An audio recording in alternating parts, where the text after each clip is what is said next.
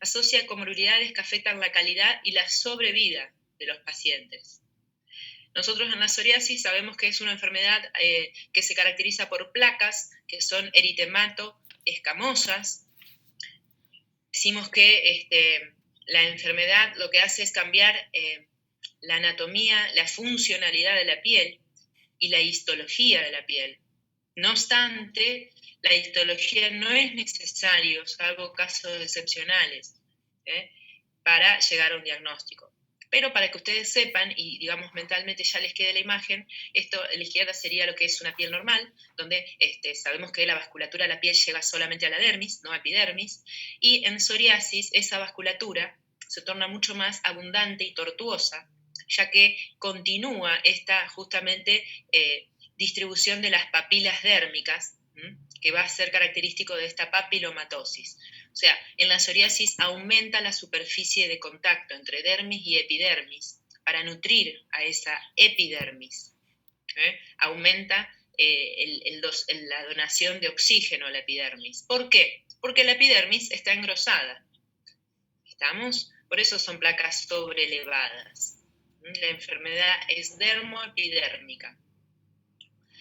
Es inflamatoria, es mediada por linfocitos, principalmente linfocitos T, y esos cambios son justamente uno de los más estudiados en el último tiempo, sobre todo por toda la amplia gama de tratamientos.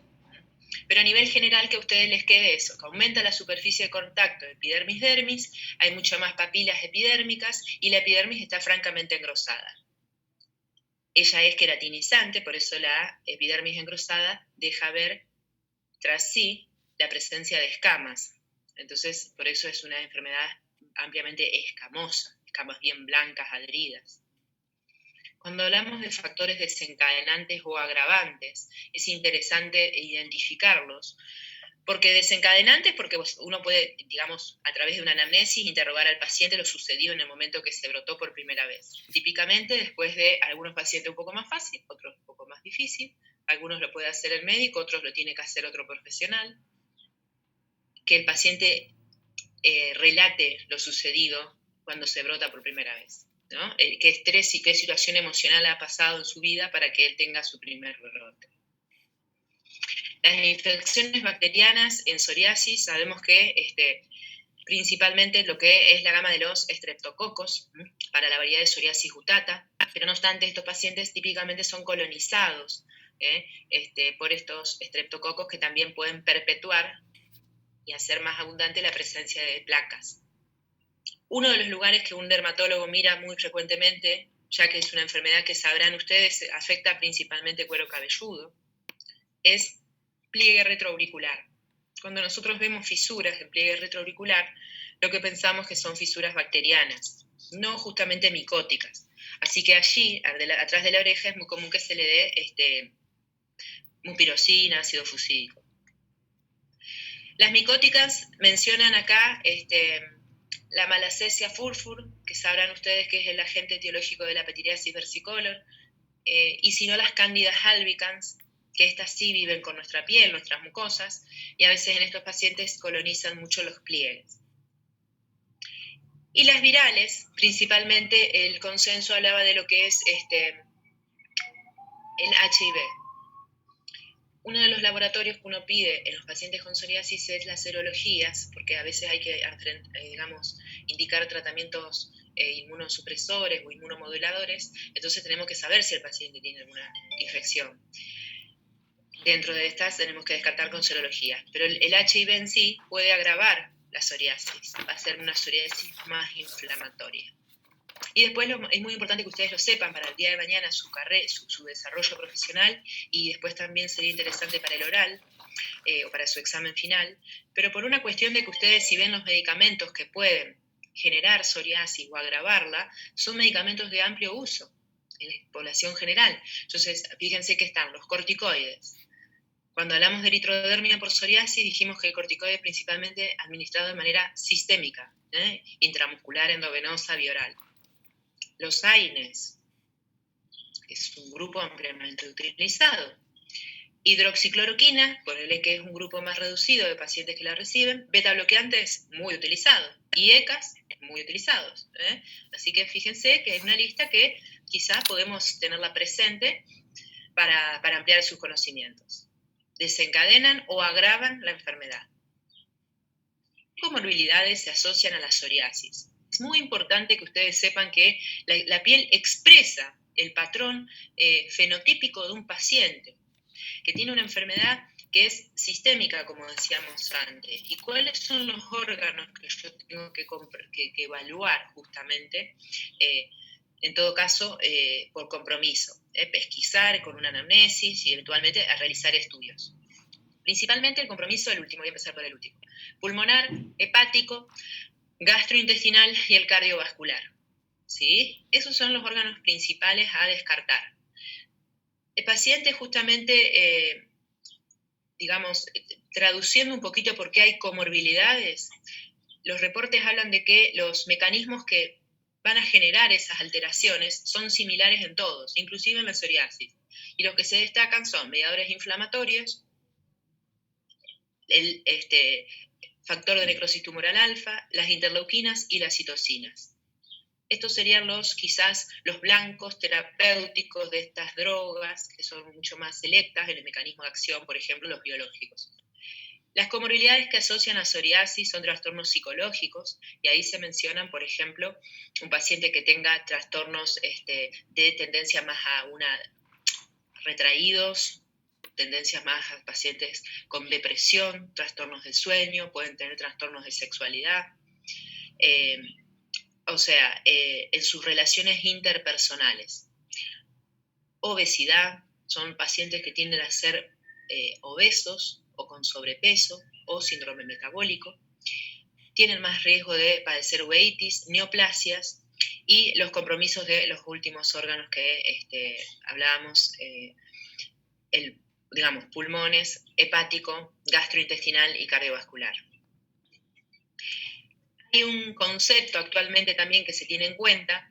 ¿Recuerdan que en hidradenitis supurativa se hablaba de ventana terapéutica? Conocer a una paciente joven que empezaba con estos granos, que empezaban a dejar cicatrices, que veían comedones, y uno les dice, trata de instruir al médico, al paciente también, que uno si llega temprano evita que la enfermedad avance, progrese. Y en este caso pasa similar. Uno si trata los factores de riesgo que están francamente asociados, podemos retrasar la progresión. Si no, esto tiene ciertamente una marcha. ¿Por qué? ¿Qué ocurre? Con todo el combo de paciente anterior se van sumando factores de riesgo para un enfermo endotelial. Son enfermos endoteliales, sistémicos. Así que la marcha psoriásica es la sumatoria de todos estos factores de riesgo que van a detonar justamente en un evento vascular agudo, principalmente como causante de muerte, que reduce también los años de vida, un par de 4 o 5 años, según los artículos, tienen menos justamente expectativa de vida. Entonces, mencionamos el combo de obesidad, psoriasis, y si le ponemos de cigarrillo y tabaco, vamos a tener ya de base un paciente con una inflamación sistémica, la insulinoresistencia, genera esta disfunción endotelial, con la aterogénesis, con la aterosclerosis y el riesgo de infarto de miocardio, ¿sí? Esto es importante que ustedes lo sepan porque cuando ven al paciente con psoriasis, lo tienen que observar que él ya es un potencial, un paciente de riesgo para desarrollar todos estos eventos. A pesar de que sea un paciente joven de 25 años, entrenado y demás, nosotros vamos a tener que hacer educación de ese paciente para que continúe con esos buenos hábitos. Y si no los tiene, que los adquiera. Entonces, cuando hacemos el diagnóstico de psoriasis, nos basamos en la historia clínica detallada. Vamos a revisar al paciente, piel, faneras, mucosas, vamos a ver mucho cuero cabelludo, vamos a ver uñas, hay signos ungulares, las uñas cuando están afectadas por psoriasis también se ponen gruesas, así que es muy encrozadas, así que es muy fácil decir usted tiene hongos, y en realidad puede que el paciente tenga hongos y psoriasis, y va a tener hongos porque en la placa gruesa es re común que se colonice y se sobreinfecte, así que es muy común que vaya junto a la situación. pero igualmente hay signos ungulares que no vienen al caso de la clase, que si ustedes quieren saberlo para tener una mejor quizás desarrollo de su examen lo pueden saber, son mencionar 4 o 5 características de las uñas. En cuanto a la biopsia de piel, será cuando hay duda diagnóstica, si no, no es necesaria. El laboratorio completo va a ser metabólico y con serologías por lo antes descrito. Y las radiografías y ecografías serán de articulaciones. Como bien sabrán ustedes, se debe preguntar a todo paciente con psoriasis si tiene signos o síntomas de artritis, la cual es una frecuente asociación de este tipo de enfermedades. Eso sí es un dato que hay que preguntárselo y ustedes se lo van a preguntar en el final, cuáles son las características de la artritis psoriásica, las diferencias con una artritis reumatoidea, los signos radiológicos de una y otra, son preguntas muy, muy comunes. Acá ven que a pesar de que el paciente no me manifieste síntomas, es de muy buena práctica hacerle en algún momento de la historia de la enfermedad un ecocardio, más si el paciente tiene riesgo.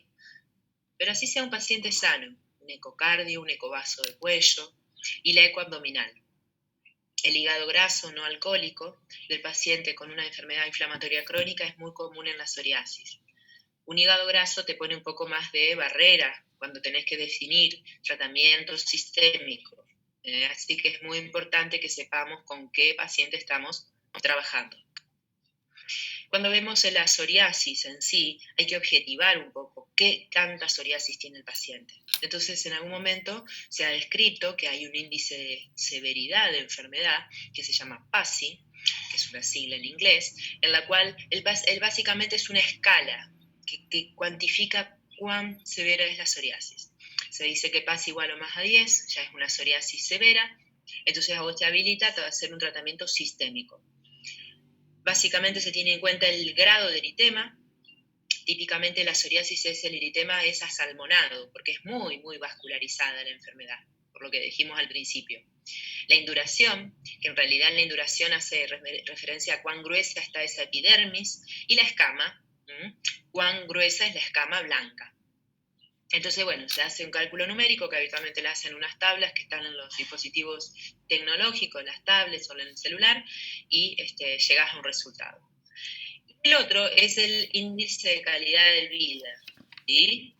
Es en base a las preguntas que son más subjetivas, vistas del propio paciente, cuán afecto está en su vida cotidiana, en sus quehaceres, en sus relaciones interpersonales por su enfermedad.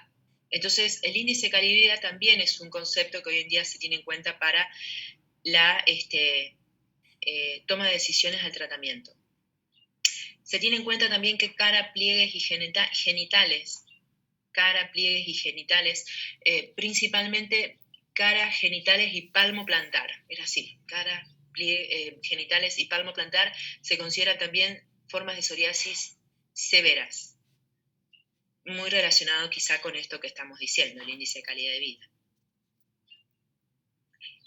Y solo a mención, ¿sí? Porque vuelvo a decir, o sea, no es para especialistas, es solo para que ustedes sepan, el tratamiento de una psoriasis debe ser muchas veces multidisciplinario. Eso no lo escribí, pero en realidad sépanlo. Si yo tengo un paciente que va a ser un síndrome metabólico, probablemente el dermatólogo va a participar en la educación, pero la parte, digamos, terapéutica propiamente dicha, la vamos a hacer de la mano de un médico clínico. Igual si el paciente está con un sobrepeso, vamos a necesitar una nutricionista. Si el paciente tiene un trastorno severo con su situación de la enfermedad o lo que lo desencadenó, la psicoterapia. Entonces ahí ya tenés un equipo multidisciplinario para una enfermedad crónica. El tratamiento desde el punto de vista dermatológico podrá ser tópico según la severidad de la enfermedad o podemos pasar por una terapia radiante, radiación de ultravioleta B de banda angosta, UVA y el sistémico. Del sistémico es probable que se pueda llegar a preguntar algo en el examen, sobre todo por ahí, a ver, si uno dice, bueno, si tengo una psoriasis en una paciente embarazada, ¿cuál sería la medicación que uno puede darle, si es una psoriasis grave? Si es un paciente con hipertrigliceridemia, ¿cuál es la medicación que puedo darle? Si tengo un hígado graso, ¿qué es lo que tengo que hacer? Son preguntas que es importante tenerlas en cuenta porque traen a la vista, si ustedes tienen o no en cuenta los efectos adversos de la medicación. Y el estilo de vida saludable, por supuesto, que es lo que tenemos que promover, ¿sí? Si es que queremos detener esa marcha que antes decíamos. Profe, una pregunta. Sí. En esos casos que mencionó anteriormente con respecto al tratamiento sistémico, ¿qué usamos? Por ejemplo, pacientes con enfermedad, o sea, grave por psoriasis. Uno de los que está permitido usar durante el embarazo es la ciclosporina, ¿sí? Convengamos de que lo ideal sería no darle ningún tratamiento sistémico por el riesgo que tiene nuestra paciente y nuestro bebé, por supuesto. Pero el que está permitido sería la ciclosporina. Si yo tengo una hipertrigliceridemia, no le voy a dar una citretin, no le voy a dar, porque a mí me genera dislipemia, ¿sí? Y si tengo un hígado graso, el que no le voy a dar... se cortó yo después puedo ¿Podría optar, volver a repetir? Sí, lo último que dije del hígado, de la hipertrigliceridemia, Ajá. ¿sí? Es que no le voy a dar acitretin.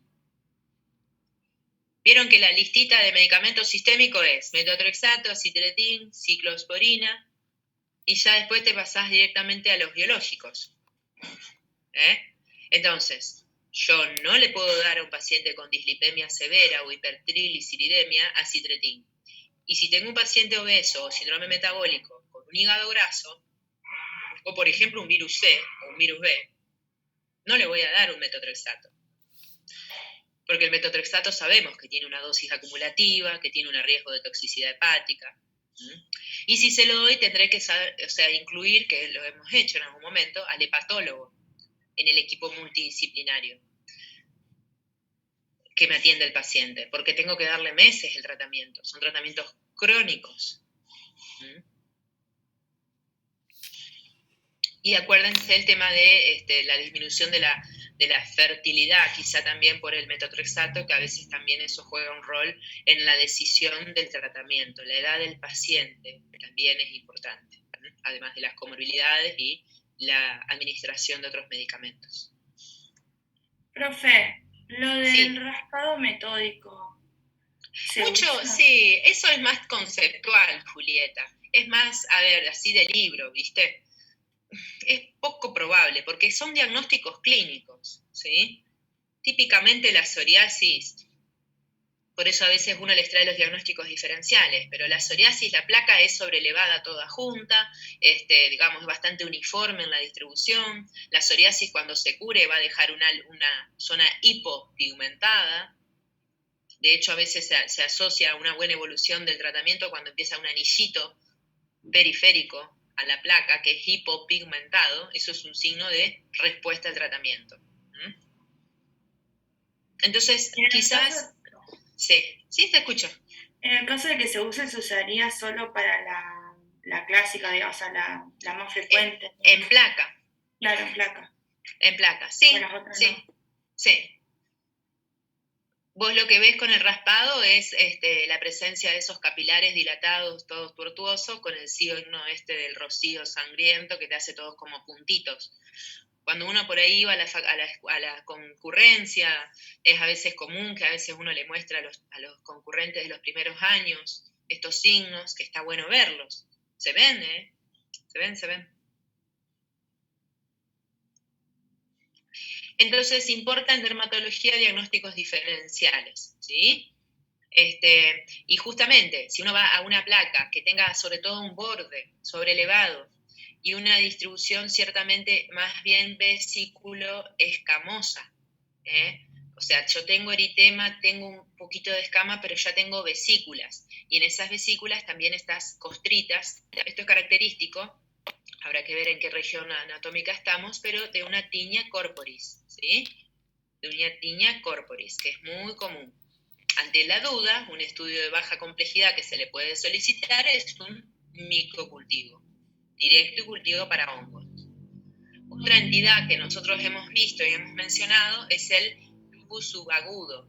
El lupus subagudo son como lesiones más bien policíclicas, de bordes también que son bastante definidos y de un centro más hipopigmentado, en áreas fotoexpuestas, muy fotosensibles, lupus subagudo. Puede o no tener asociación con un LES. Y, por último, una plaquita muy aguda de eczema. Fíjense que acá el eczema, que ustedes sabrán que es un tipo por ejemplo, una dermatitis de contacto, justamente va a tener una primera instancia una enfermedad vesicular, ¿sí? Donde hay básicamente la esponjiosis, el edema intercelular. Entonces esas vesículas hacen esta presencia de lesiones más húmedas, que quizás después de 2 o 3 días lo que voy a ver es más escamas, una zona con unas vesículas y escamas finitas. Todas estas dan escamas, pero a lo sumo muy finitas y furfuráceas. Nunca me van a dar esa escama blanca nacarada como escama de pescado que tiene la psoriasis. Y lo hemos dicho en el cursado, si yo tengo una psoriasis en una ingle o en axilas, no voy a tener la escama gruesa y blanca. Es simplemente una zona, una mácula o una placa eritematosa, húmeda, sin escama. Creo que esa es la de psoriasis. ¿En psoriasis tienen alguna duda? Tengo una duda más, profe. Sí, Marcos. En el tema del micológico de uñas, ¿hay algún hongo que se relacione más para diagnosticarlo? Habitualmente en las uñas, está bien la pregunta, principalmente de pies, el agente etiológico más común es Trichophytum rubrum, mientras que en las manos es mucho más común Candida albicans. Y a veces te diría también, Marcos, Pseudomonas, porque ¿qué característica te da esto? Digamos, ¿por qué en las manos ocurre esto? Sobre todo por una cuestión de que tenés mucha más humedad, exposición a agentes ambientales, agua, jabón, a veces la gente que cocina. Y la pseudomonas, típicamente, además de la placa blanca, o sea, la mancha que se te va a hacer y la hiperkeratosis, se te hace como una mancha más negrita. Viste que hay veces que vos les ves las manos y además de lo blanco tienen negro también, un pedacito negro, medio amarillito. Cuando vos ves eso negrito, también tenés que pensar que puede haber pseudomonas, desde el punto de vista bacteriano, por supuesto. Entonces, ¿qué le haces ahí? A veces le podés hacer un toquecito, una semanita de cipro, y después directamente empezás con fluco. Cuidado con los azoles, cuidado con el fluconazol, que también son hepatotóxicos, ¿sí? Por lo que antes dije de estos pacientes con psoriasis. No está de más pedirle un laboratorio de inicio basal antes de arrancar con el tratamiento si tenemos alguna duda. Lo otro son pacientes que a veces son, pueden ser como cualquier paciente, negadores, pero pueden ser etilistas, que ingieran grandes cantidades de alcohol, entonces ya tenemos un hígado que van a estar mucho más vulnerable. Así que antes de administrar tratamientos crónicos, tenemos que ver bien qué tipo de paciente tenemos. Yo tengo una duda también con respecto a esto del hígado graso. Sí. ¿La psoriasis por sí sola predispone al hígado graso o se complica si un paciente ya viene con un síndrome metabólico y además adquiere psoriasis, o solo la psoriasis se puede llevar a eso? Viste que cuando hablamos en el slide anterior, comorbilidades, me parece, es síndrome metabólico. El síndrome metabólico en sí, viste que puede tener el hígado graso. O sea, el paciente que tiene el perímetro abdominal aumentado, tiene esta insulinoresistencia, tiene más chance también en su combo de tener hígado graso. Y la psoriasis está asociada a las dos situaciones. El tema es que uno lo que les dice a ustedes es, fíjense, que ya por tener psoriasis tiene también chance de tener hígado graso, así que evaluar el estado y la funcionalidad de ese hígado, la forma, por eso la eco, para ver si va a ser competente, o sea, para justamente la administración de medicamentos. Sí, principalmente es. Hígado es algo que se pregunta mucho en los exámenes, sobre todo, ustedes vieron toda la parte del lista, todo con las varices, un montón. Sí, está bueno como para relacionarlo después. Pero la parte de hígado graso no alcohólico, del metabólico, es re común, porque hoy en día hay mucha población joven, antes de los, diría, 35 años, inclusive con la situación actual, ahora ponele que están un poco más ciertamente liberadas algunas áreas, pero mucho paciente muy sedentario, ¿no? Mucho sedentarismo, entonces mucho estrés, mucho sedentarismo, paciente joven, no alcohólico, pero que empieza a ganar kilos y por ahí le haces la eco y te encontrás con características de hígado graso. Así que eso es un tema, es interesante y es muy prevalente, subdiagnosticado, sin duda, Bueno, estamos. Eso por un lado por psoriasis, ¿sí? Entonces, ver un paciente con psoriasis en el consultorio, tienen que tener el recuerdo que es ver un paciente enfermo endotelial. Así que lo tenemos que ver como tal, estudiar como tal y educar como tal. Si es que queremos evitar el devenir de un evento dentro de los más graves, vascular agudo. En cambio, el vitiligo es una enfermedad que va a despigmentar a mi paciente. Es una enfermedad donde el melanocito, no le puse en histología una fotito, pero bueno, ustedes acuérdense que el melanocito es la célula que está cada 15, 20 queratinocitos en la basal de la epidermis. También está en el bulbo del tallo del pelo, así que nos da el color a la piel, al pelo, nos da el color a los ojos, ¿sí? Y está presente en otros órganos también. Pero no obstante, cuando está enfermo en la piel, se manifiesta con estas máculas blancas. Acrómicas significan sin pigmento. Por eso son tan blancas, tan contrastantes. No son hipopigmentadas, son acrómicas. Enfermedad poligenética, multifactorial, adquirida y crónica, que habitualmente inicia antes de los 40 años. Es una enfermedad autoinmune que es mediada por linfocitos T. También hay una teoría que es citotóxica y ahí no se ve la otra teoría que es la neurotóxica o la neurogénica. Teorías en la formación, en la génesis de la destrucción del melanocito. No viene al caso, no importa, pero bueno, sepan que hay una teoría y que es una enfermedad que básicamente sí se diagnostica clínicamente, ¿sí? El laboratorio que uno tiene que pedir cuando vemos vitiligo es de función tiroidea y de anticuerpos antitiroideos, porque son las asociaciones más frecuentes. Y también indagar un poquito del estrés, porque esta también, vos tenés una base genética, pero en la situación que va a,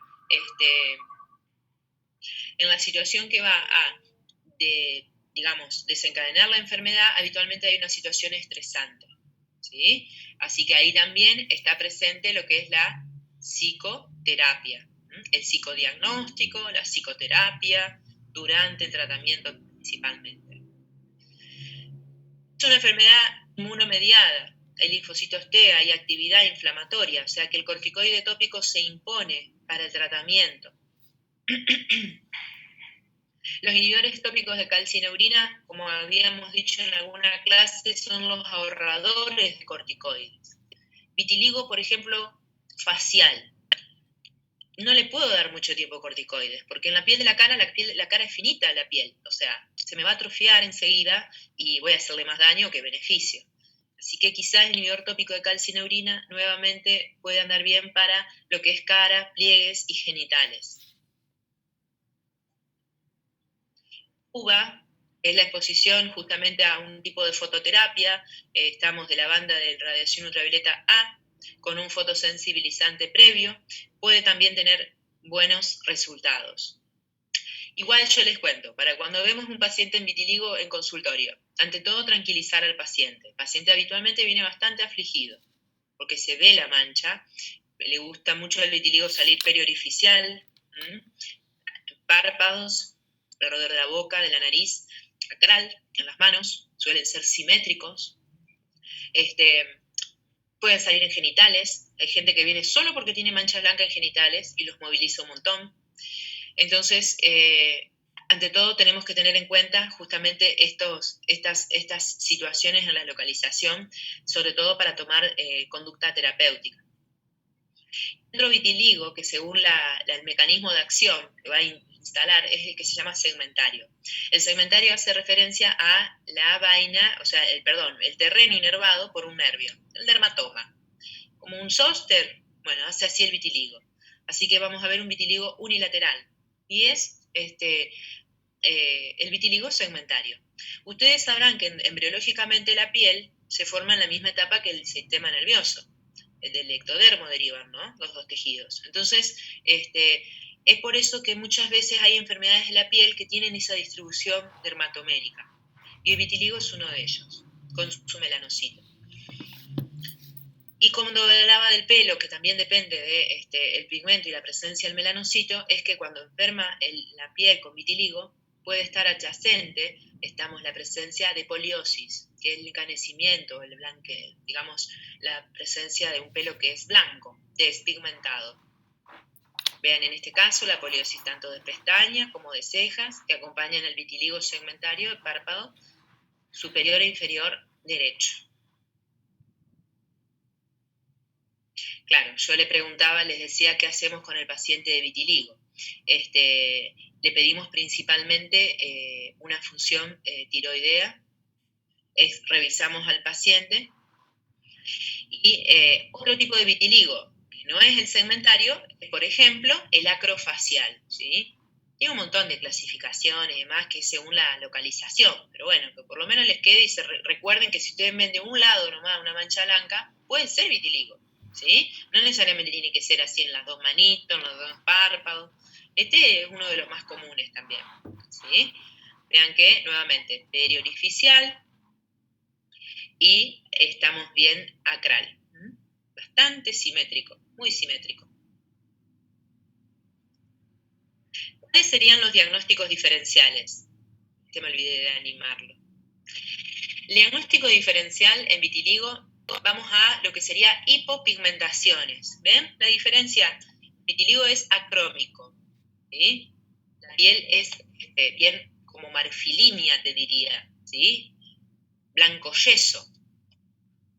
Estas son hipopigmentadas. Y la primera fotito habla de lo que se llama pitiriasis alba, que es una entidad que se da a los niños o adolescentes de pieles un poquito más oscuras, contrasta muy bien en esa piel más oscura, motivo de consulta quizás en estas épocas del año, donde prevalece una xerodermia, o sea, una piel seca, una tendencia a una piel más sensible o seca, como estoy diciendo, y estas máculas que son de bordes un tanto difusos, que es como que se confunden con la piel sana. Son hipopigmentación, una eczematida hipopigmentada, ¿sí? O sea, es un proceso que si yo hago una biopsia de ahí también veo en una inflamación, pero mucho más leve, y el melanocito está intacto, ¿no? O sea, es transitoria esta mácula. Le hidratamos un poco, le damos corticoide y revierte. La otra hipopigmentación que podemos ver en el tronco de un paciente joven es una pitiriasis versicolor.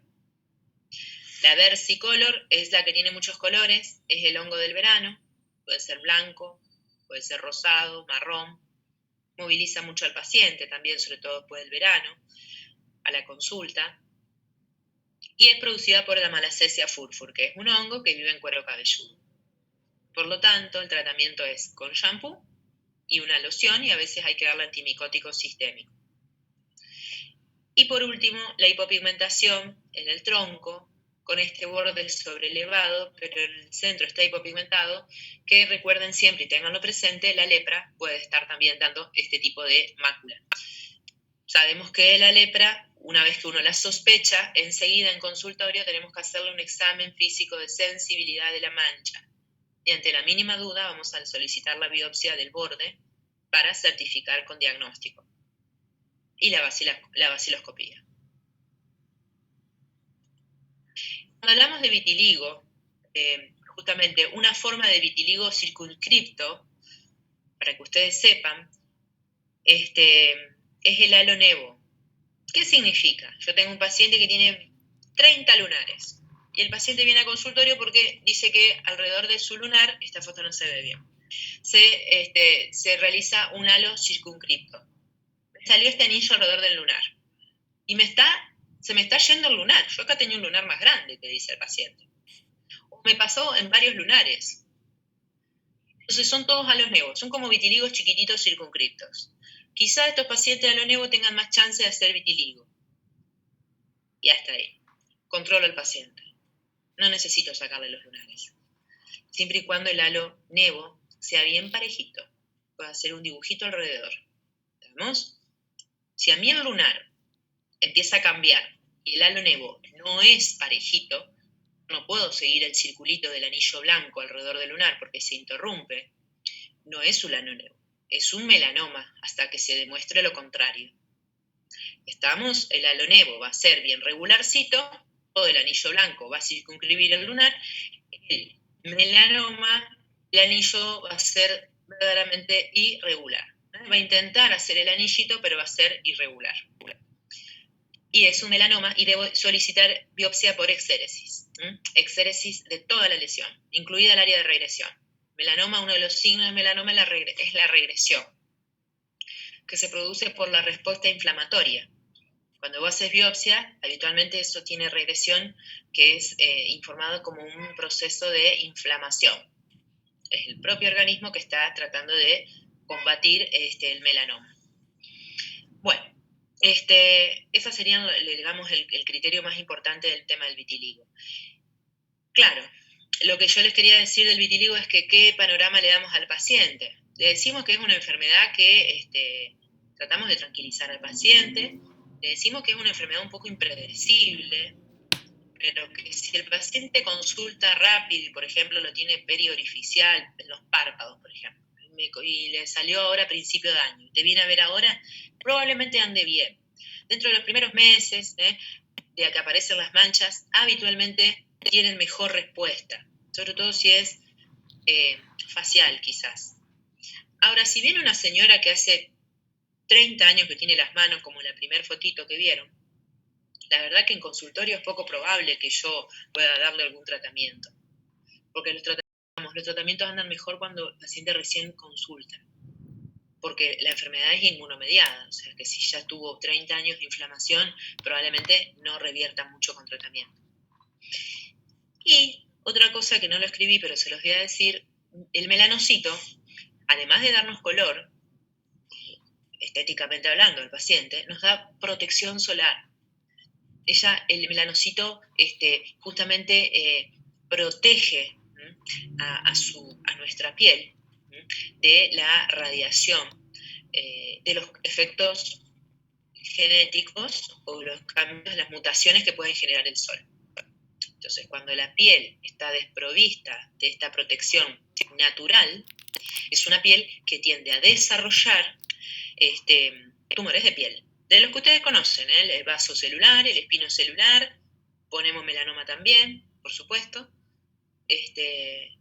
y es así que vemos en consultorio. Entonces no me di cuenta de traerles, pero bueno, una señora que tenía un vitiligo facial, periorificial, con un espinocelular en el labio inferior, otra señora que tiene también un vaso celular en la zona párpado inferior, todas lesiones en sitios de piel con vitiligo, de 30 años de evolución, pero te hacen el tumor en la zona de piel con vitiligo.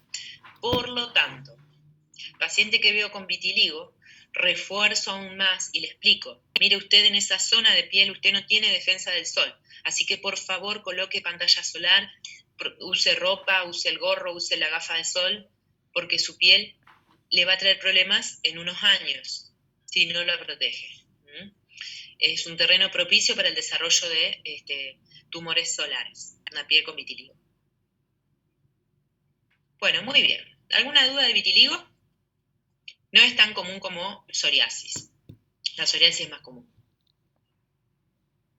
Profe, ¿el tratamiento sistémico que se puede plantear es el mismo que psoriasis o cómo hacemos con corticoides? No, el sistémico, no, habitualmente se trata de evitar el corticoide sistémico, Gisela, por una cuestión de que no tiene muchos efectos adversos.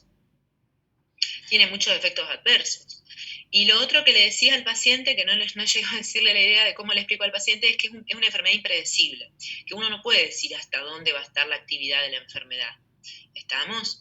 Pero es como que el vitiligo, cuando agarra su actividad, es bastante presente al inicio y después se establece, o sea, queda estable. Es muy común que a veces vos veas, cuando empezás un tratamiento, el paciente, esta situación, empieza como a hacer una especie de pecas en la mancha blanca, y esas pecas son una repigmentación folicular. Entonces es como que en la zona donde salen los pelitos el paciente empieza a repigmentar. Cuando vemos ese salpicadito en una mancha tan blanca, le decimos al paciente que vamos bien con el tratamiento, porque es probable que estas islas de pigmento sean las que donen células pigmentarias al resto de la piel.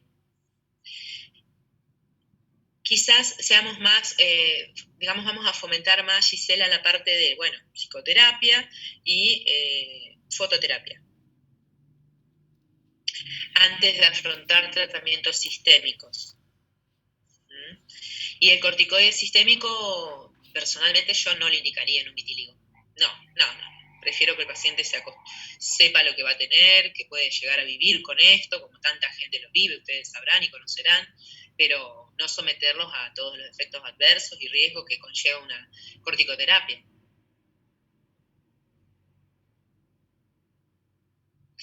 Bueno, ¿alguna duda de vitiligo? Profe, en cuanto al corticoide tópico que le podemos indicar en las manchas, ¿cuál solés dar y por cuánto tiempo? Y por ejemplo, vale lo mismo que habíamos dicho en algún momento. No es lo mismo tratar por ejemplo, una mano que una cara. Fuera genitales que, por ejemplo, el tronco, ¿sí? Entonces, la potencia del corticoide quizás sea más alta en sitios alejados, por ejemplo, que no sean la cara ni genitales. Pero en cara y genitales puedo llegar a una hidrocortisona o mometasona, estamos con potencia baja, estamos bajitos con los dos, y en otros sitios pueden ser, por ejemplo, manos, un clobetasol. Y los corticoides siempre igual, o sea, son entre 5 y 7 días, 2 veces por día. No se dan más tiempo porque en realidad te van a hacer efecto adverso. Te van a empezar a atrofiar la piel, va a predisponerla al desarrollo de estrías. No es que lo absorben, no es el riesgo de toxicidad sistémica, el riesgo es la toxicidad local. Entonces ahí enseguida pasás al inhibidor tópico de la calcineurina, se acordarán que es el tacrolimus, pimecrolimus, esos que usamos y por ahí al principio pueden arder y demás, y que durante 3 o 4 meses consecutivos se pueden indicar. Después el PUVA, que también tienen que indicarlo en un centro de referencia como para que le hagan el control adecuado de la dosis acumulativa. Y la fotoeducación, que no la anoté, pero sí se las pude mencionar. Y en las guías dicen maquillaje y todo lo estético, ¿vieron? Porque a veces vos preferís darle que te empareje el color y en esta cuestión del convencimiento y la aceptación por parte del paciente.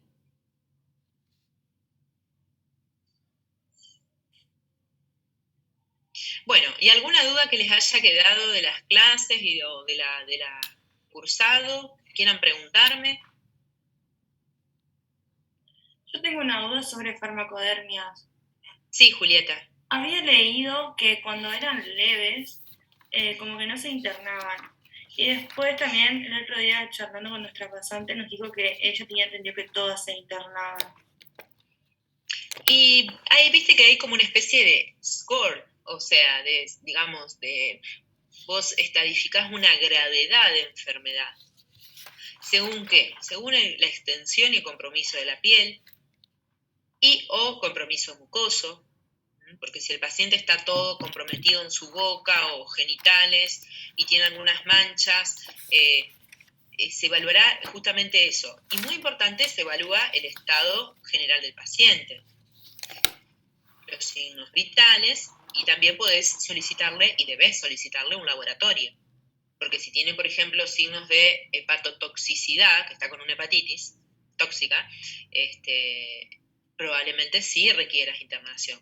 Entonces, quizás es más allá de lo que vos estás viendo, tenés que tener un control general y estricto del paciente de inicio para definir conducta. Pero si vos ya estás viendo que el paciente de ayer a hoy, de la mancha purpúrica, tiene hoy ya más ampolla y se está despegando y la Nikolsky tiene Nikolsky, no lo dudo. Porque si estoy viendo que está sucediendo una necrolisis epidérmica, o un Steven Johnson, eso no lo dudo. Pero probablemente algunas farmacodermias que son leves, por ejemplo, hay veces que hay fenómenos tipo urticaria, que pueden llegar a traer grandes dolores de cabeza, es una situación que es compleja, digamos. Entonces, también, no todo se interna. No todo se interna, mucho a veces se puede manejar de manera ambulatoria, pero depende de la severidad. Perfecto, gracias. No, de nada. ¿Alguna otra pregunta?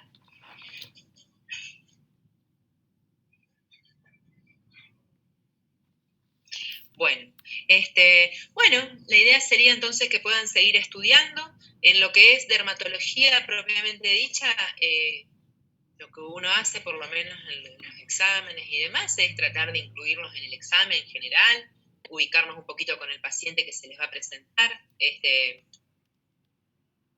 y que tengan siempre conceptos más generales, no van a ser muy específicas las preguntas de dermato. Uno trata que desde acá se aproveche el cursado para el día de mañana su desarrollo, su trabajo, que sepan por ahí cuándo tener la importancia y darle importancia a lo que están viendo, cuándo hay que biopsiar, derivar al paciente. Y bueno, esa sería la idea, ¿sí? Espero haber sido de utilidad o de guía para este tipo de estudio, esta modalidad de estudio que les toca transitar. Sepan que por ahí todas estas situaciones también yo creo que les va a tener un poco más de beneficio el día de mañana, de alguna forma, verlo de ese lado. Todo esto que por ahí no se logra organizar bien desde la estructura de la facultad y demás, esta autogestión del estudio que ustedes hacen diariamente es importante porque ustedes solitos están tratando de ordenarse y administrar sus tiempos, y yo creo que esto va a ser beneficioso para el día de mañana, ¿vieron? Porque después el día de mañana hemos elegido una carrera que tiene sus situaciones que también son conflictivas, así que bueno, no perder el entusiasmo y bueno, tener siempre las renovadas ganas de seguir estudiando, y bueno, espero que puedan también elegir bien sus especialidades y que puedan también desarrollar su trabajo en el área que puedan elegir. Que puedan elegir, eso sería lo más lindo. Bueno, muy bien, nos veremos si Dios quiere pronto con alguno de ustedes.